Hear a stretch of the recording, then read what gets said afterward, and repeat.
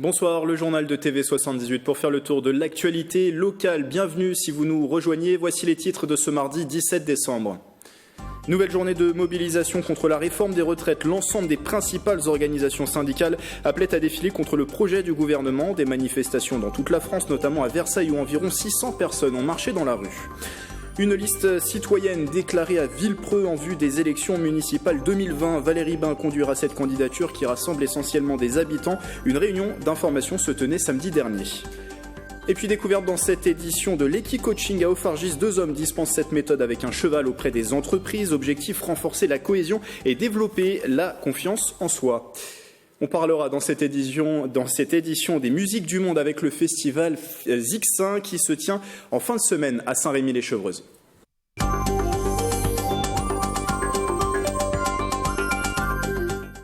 13e jour de grève contre la réforme des retraites à l'appel des principaux syndicats. 350 000 personnes ont défilé dans les rues de Paris d'après la CGT. Dans un instant, on aura par téléphone une enseignante des Yvelines qui était dans la manifestation. Mobilisation également en début d'après-midi dans les rues de Versailles. Le cortège est passé par le château, l'hôtel de ville, la gare des Chantiers et les bureaux du MEDEF 78. Sur place, Mickaël Elmidoro accompagné de Patrick Jacques de Dixmude aux moyens techniques. Plusieurs mobilisations étaient organisées aujourd'hui dans les Yvelines contre la réforme des retraites, à Mantes, à Poissy ou encore au Vésinet. Mais le plus grand rassemblement était ici, à Versailles. Plus de 350 personnes se sont réunies devant la préfecture pour défiler. Les postés de Versailles ne sont pas que, donc je vais laisser la parole à Yves. Vraiment pour la métallurgie, CGT Yvelines et Thalès. Je suis avec Yves de la CFDT de Thalès et Lancourt. Alors Yves, pourquoi vous manifestez aujourd'hui ? On manifeste aujourd'hui donc pour la réforme des retraites. Et puis on est présent ici de façon unitaire parce que il nous semble que c'est important qu'à un moment on fasse que le message qui est porté par les syndicats soit clair et simple pour les salariés en fait. Alors la CFDT est, on peut le dire, minoritaire ici sur cette manifestation. Il y a beaucoup de CGT. Est-ce que pour vous c'est important que la CFDT soit représentée dans ce cortège ? L'enjeu est supérieur à des choses, à des concurrences intersyndicales qui n'ont aucun intérêt, quoi. En parallèle de la réforme des retraites, les syndicats en ont également profité pour défendre certains métiers. Alors il y a quelques postiers qui sont ici sur cette manifestation à Versailles. Pourquoi les postiers se mobilisent ? Alors les postiers de Versailles se mobilisent aujourd'hui pour leurs conditions de travail. Ils ont une réorganisation interne qui se passe mal, avec des très très grosses tournées, avec plein de petits problèmes et qui accumulés fait que c'est plus possible pour distribuer le courrier dans de bonnes conditions aujourd'hui. Donc eux, ils sont en grève pour montrer et pour renouer le dialogue avec leur direction pour que les choses s'arrangent, pour qu'ils puissent travailler dans de bonnes conditions, pour rendre le service aux usagers. Parce qu'aujourd'hui, il y a des problèmes de distribution de courrier dans Versailles. Au départ du cortège, les manifestants étaient finalement plus de 600 à défiler dans les rues versaillaises. Oui, il y a beaucoup de monde. Ça ne me surprend absolument pas. C'est une volonté, je pense, d'essayer de venir sortir un peu de Paris pour les manifestations. Et ça ne m'étonne pas qu'il y ait beaucoup de monde, parce qu'il y a énormément de monde qui sont concernés, qui ne vont pas forcément réussir à aller dans Paris, qui vont avoir des problèmes de transport, évidemment. Donc c'est plutôt bien, et ça ne m'étonne pas qu'il y ait autant de monde que ça.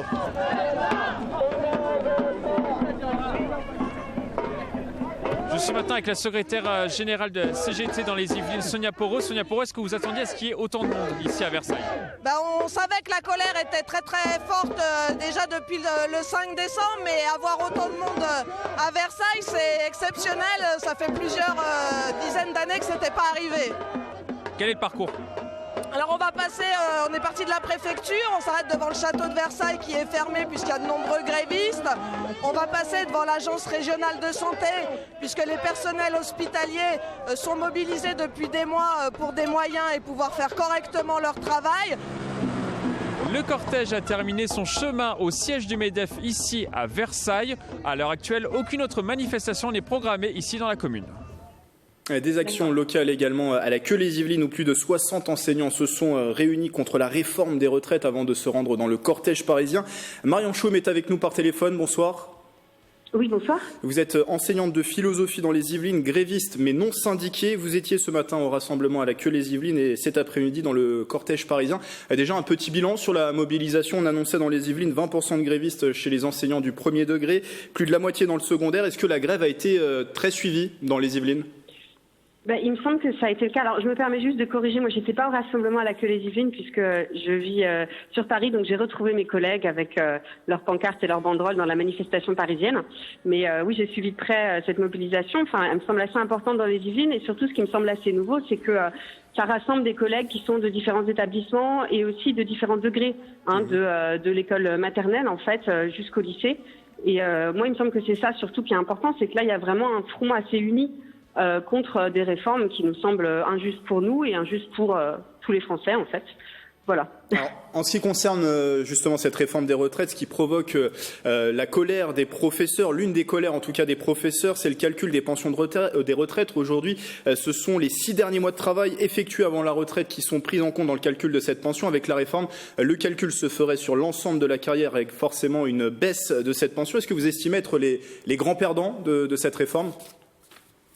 Je ne sais pas si on est les grands perdants, parce que ça voudrait dire qu'il y aura un peu un concours des perdants. Moi, ce qui me semble important, c'est qu'en fait, tout le monde est perdant dans cette réforme. Vraiment tout le monde. Alors certains, c'est sûr, plus que d'autres. Les femmes sont plus perdantes que les hommes. Les personnes qui ont des carrières un petit peu hachées ou qui ont des emplois précaires sont plus perdants.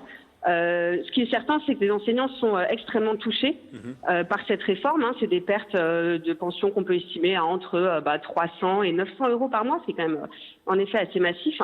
Et je crois que surtout ce que ça dit, c'est, ce qu'on voit là-dedans, outre une perte de nos conditions, de nos conditions de vie dans un certain âge, c'est le mépris en fait avec lequel on est traité.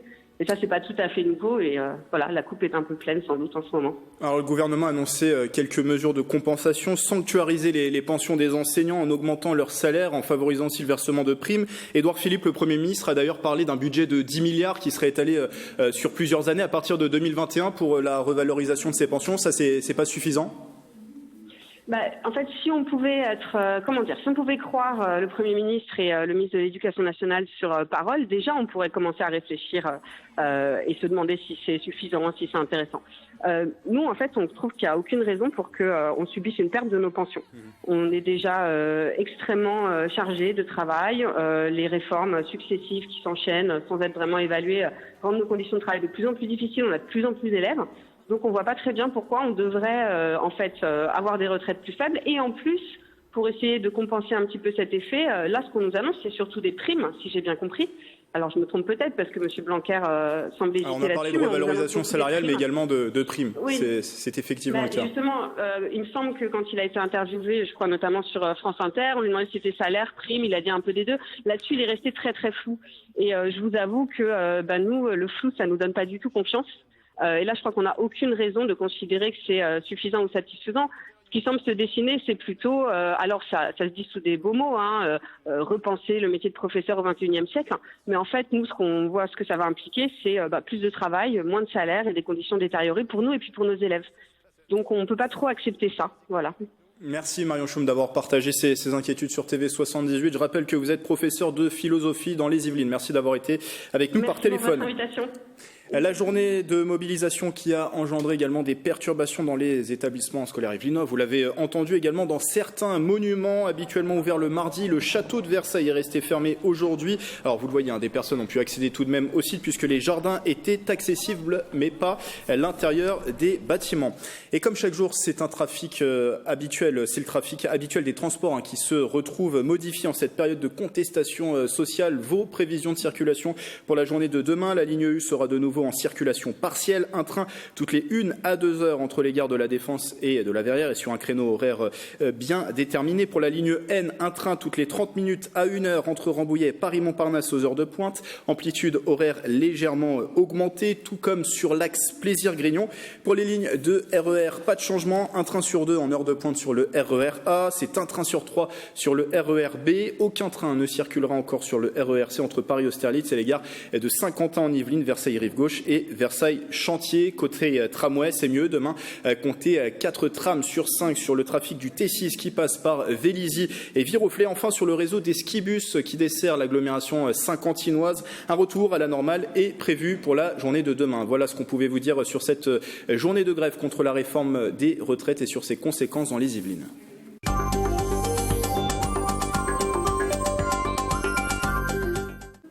Un mot des municipales au programme. Pour rappel, les dimanches 15 et 22 mars prochains. Samedi, une nouvelle liste se lançait dans la course au scrutin à Villepreux, menée par Valérie Bain. Agir avec vous pour Villepreux se veut citoyenne, ouverte, plurielle et participative. Les détails de Marilène Pichino. Un atelier tri des déchets pour introduire cette rencontre participative avec la liste citoyenne sans étiquette. Agir avec vous pour Villepreux. La liste, elle s'est d'abord créée au sujet de ce projet de Central Park. Et puis du coup, au fur et à mesure des réunions, on a parlé avec les uns, avec les autres. On s'est aperçu qu'il y avait aussi d'autres domaines en fait dans la gouvernance de la ville sur lesquels on souhaitait intervenir. Transition écologique, gel des projets d'urbanisation et notamment le Central Park, redonner vie au théâtre municipal sont les grandes lignes du programme. On veut faire une charte du fonctionnement de l'équipe municipale sur justement la transparence des processus de décision, définir des indicateurs, rendre compte en fait aux Villepreuxiens régulièrement. La liste ambitionne également de s'investir auprès de la communauté d'agglomération de Saint-Quentin en Yvelines. On est entre guillemets les derniers entrants, donc c'est aussi à nous à trouver notre place au sein de cette communauté d'agglo et de faire évoluer la gouvernance pour que les nouvelles communes qui viennent de rentrer en fait dans la communauté d'agglo se sentent intégrées et que nous, à l'inverse, en tant qu'équipe municipale, on puisse faire le relais de la SCAI auprès des Villepreuziens. Prochaine rencontre participative le 25 janvier pour Agir avec vous pour Villepreux. 3 autres listes sont déjà déclarées sur cette commune, celle du maire sortant Stéphane Mirambeau, de son ex-adjointe Sylvie Sevin-Montel et une dernière menée par Jean-Baptiste Amounic. Toute l'actualité des élections municipales de 2020 retrouvée dans l'émission 7-8 politique présentée ce soir par Wilfried Richy sur TV78. Dans le reste de l'actualité, cette conférence organisée hier sur le site d'Atos au Claye-sous-Bois, elle mettait en avant l'informatique du futur avec l'ordinateur quantique en partageant les avancées technologiques sur le sujet. Le reportage de Nicolas Dandry. Il contribue au développement de l'informatique du futur. Ingénieurs, industriels, chercheurs ont participé à cette matinée d'échange organisée par le pôle d'innovation systématique. Parmi eux, Georges Raymond, CEO de la start-up Pascal. Son activité, le développement d'un processeur informatique quantique. C'est des processeurs de nouvelle génération qui vont permettre de surmonter les limites de nos processeurs actuels. Les banques font des calculs toute la nuit pour optimiser leur placement en fait, pour gérer leurs risques. Et donc c'est des calculs qui prennent du temps, qui prennent toute la nuit. L'ordinateur quantique, la possibilité d'accélérer les calculs informatiques dans tous les domaines, notamment la cybersécurité. On sait détecter de façon certaine s'il y a une intrusion dans les communications, par exemple, et donc de certifier l'intégrité de ce qu'on reçoit, notamment les clés qui se permettent de chiffrer les informations et de protéger ces informations. Cette technologie de rupture pose des questions sur la sécurité informatique. Pour parer à ces dangers, la start-up CryptoNext développe des solutions. Donc le problème, c'est qu'il y a certains problèmes dont on n'a pas envie qu'ils soient résolus plus rapidement, et en particulier ceux qui permettent de garantir la sécurité de toutes les communications. Nous, ce qu'on propose, c'est une nouvelle génération de systèmes de sécurité, de cryptographie, qui sont résistants à l'ordinateur quantique, donc qui vont permettre en fait de se préserver de cette menace. Le quantique, un secteur en développement au sein de l'université Paris-Saclay. Un centre des sciences et technologies quantiques baptisé Quantum a été lancé cette année pour rassembler les acteurs de la recherche dans ce domaine. Direction Guyancourt avec ce projet d'envergure, la construction du futur siège de Génaris. Le groupe spécialisé dans le conseil en innovation et le développement disposera en février 2020 du Bubble One. Ce nouveau site va permettre d'accélérer le développement du cluster composé de plusieurs startups. Nicolas Dandry à nouveau. 1 étage et demi d'activité, un étage de Fab Lab, 1 étage de bureau. Aujourd'hui, ils sont installés à Manille-les-Hameaux. Demain, les 250 collaborateurs de Génaris Group occuperont ce bâtiment à Guyancourt. Bubble One, le futur siège multi-usage de ce cluster. Lancé en janvier 2019, le chantier devrait se conclure en février 2020. On a souhaité donc être propriétaire de l'immeuble pour être donc à la disposition de nos activités et du projet de cluster, de pouvoir héberger des porteurs de projets, des start-up et puis bien évidemment prendre en compte aussi l'évolution du groupe qui est en croissance permanente. Une croissance de près de 30%, ce cluster est composé de plusieurs start-up pluridisciplinaires engagées dans l'innovation. Différentes infrastructures sont prévues. Ce hall occupera une plateforme d'intégration de systèmes sur plusieurs types de véhicules, des outils conçus au premier étage. On arrive dans la zone bureau d'études pour concevoir les produits qui seront fabriqués à l'étage en dessous. Au centre, donc, il est prévu que l'on installe des zones de travail collaboratives. Nous avons donc essayé de placer un certain nombre de salles de réunion et on va jusqu'à la phone box qui permet de faire une call conférence, soit à deux, soit tout seul, ou bien même prendre une communication privée, le cas échéant. Des espaces flexibles, multi-usages, de coworking, de co-création, d'open innovation. Nous arrivons dans la partie Bubble Farm, donc la partie Open Innovation, c'est une structure capable de recevoir à la fois des clients qui nous expriment des besoins, recevoir des porteurs de projets, recevoir des startups qui nous présentent leur technologie. Enfin, le toit du bâtiment va servir de terrasse, il est prévu aussi des installations pour la consommation énergétique du bâtiment. C'est installer un système solaire sur la toiture. C'est récupérer cette énergie solaire dans un stocker et ce stocker restituera cette énergie sur des bornes de voitures électriques et dans l'infrastructure du bâtiment. Près de 6 millions d'euros ont été investis dans ce projet. Un Bubble 2 et un Bubble 3 pourraient voir le jour dans les prochaines années.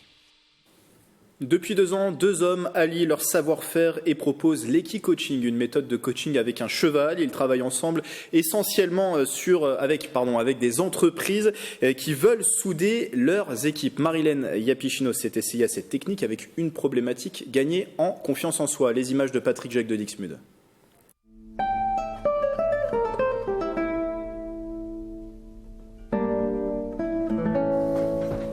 Bonjour Christophe, alors Bonjour vous êtes Marilène. spécialiste en équitation éthologique.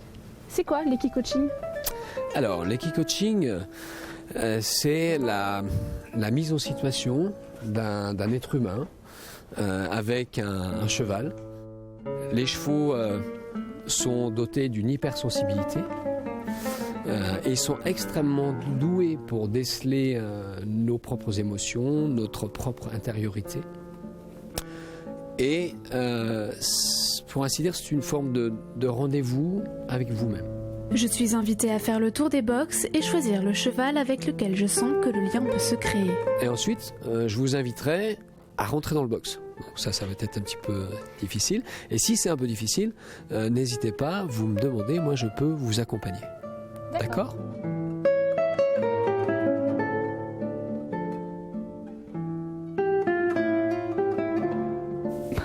Pas très concluant.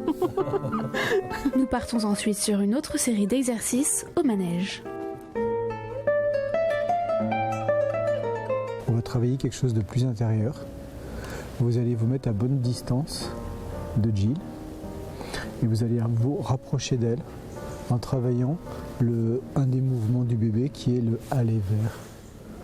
Et je suis là juste pour vous guider un tout petit peu et vous avancer en essayant de prendre conscience de qu'est-ce que ça vous fait de vous rapprocher du cheval et d'aller vers lui. Vous sentez sa présence ?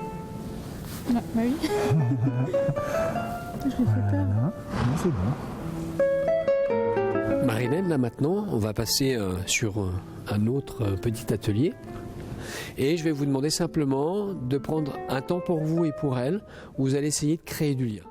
Avec ces objets, je dois essayer de capter l'attention de la jument pour la mettre en mouvement. Mais ici aussi, ce n'est pas très concluant. Tiens.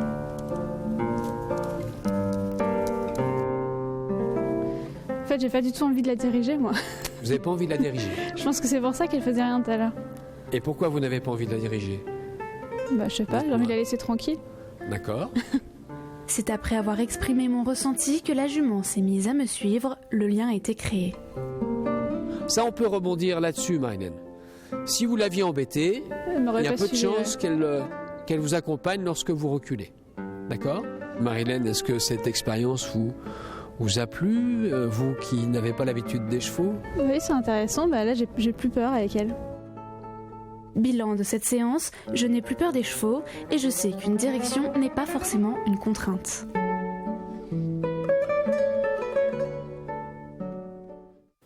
En séjour, côté morose, côté météo, un peu de soleil et de chaleur musicale. Zixin se déroule les 19, 20 et 21 décembre à Saint-Rémy-les-Chevreuses. C'est le festival des musiques du monde au programme à l'espace Jean Racine. On en parle avec Mouela Moilou. Bonsoir. Bonsoir. Vous êtes le directeur de la programmation du festival. 3 jours de musique, 11 pays représentés, 3 continents.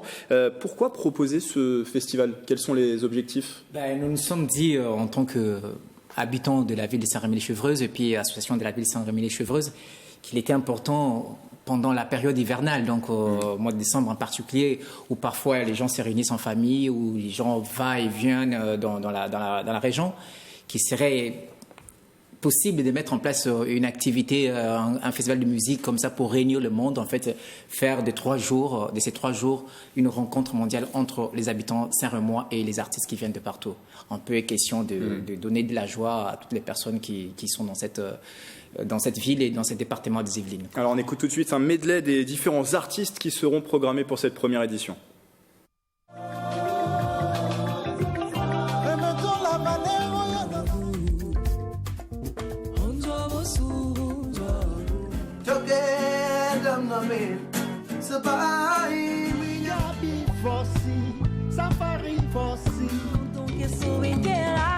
Sonhava com tocar e luz de amor, fazer música sem fronteira.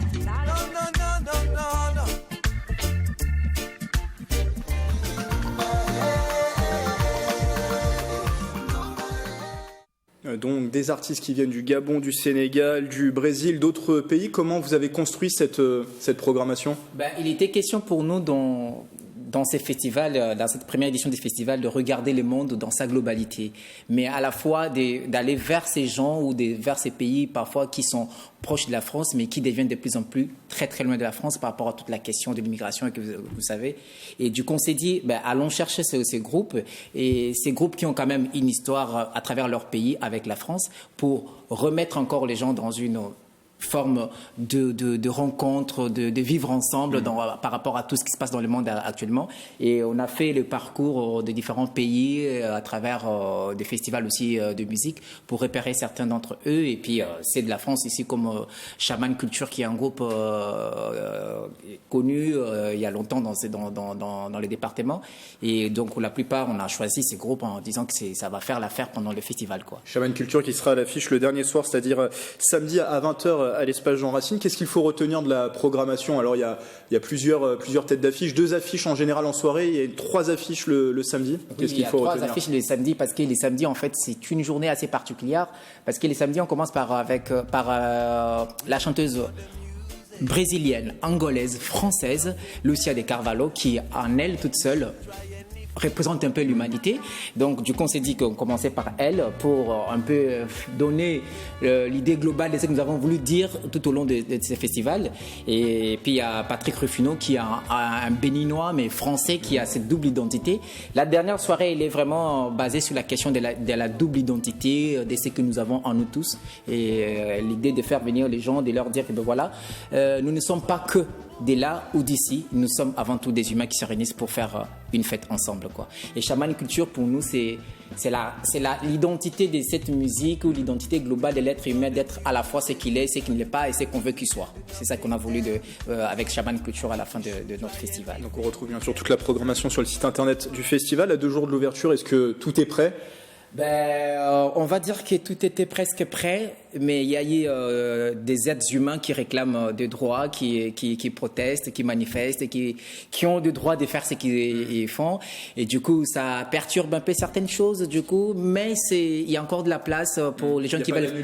Non, on n'annule pas, parce qu'on s'est dit, après avoir grévé, après avoir manifesté, après avoir réclamé nos droits, on peut venir aussi fêter, danser, chanter et être ensemble. Vous le disiez, il reste encore des places? Il reste encore suffisamment de place pour les 3 jours. Les gens, les festivals est ouvert car c'est familial, les enfants, les adultes, tout le monde est le bienvenu dans ces festivals. Le prix, ça va de 15 à 20 euros. Il y a même un pass pour les 3 jours qui est à 35 euros. Exactement, on a voulu pour la première édition de ces festivals, pour que ce soit accessible à tout le monde, de mettre un prix assez raisonnable pour tout le monde. Donc le pass 3 jours est le pass le moins cher de tous les festivals de la France, 35 euros.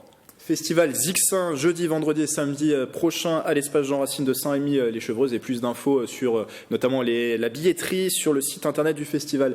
Merci à vous. Merci. Moula Moilou d'être venu sur ce plateau. Je rappelle que vous êtes le directeur de la programmation de ce festival Zixin. Pour refermer ce journal, Aurélie Ronze, bonsoir.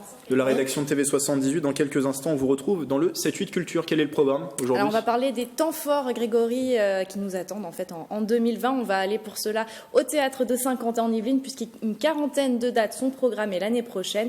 Le directeur Lionel Massetta nous en dira plus, bien sûr. Il y aura du théâtre, de la danse, de la musique ou encore la reconstitution d'un procès historique. Elle a été distinguée 4 fois en 2019 lors de la cérémonie des Molières. La pièce La Machine de Turing sera jouée plusieurs fois en 2020 dans les Yvelines.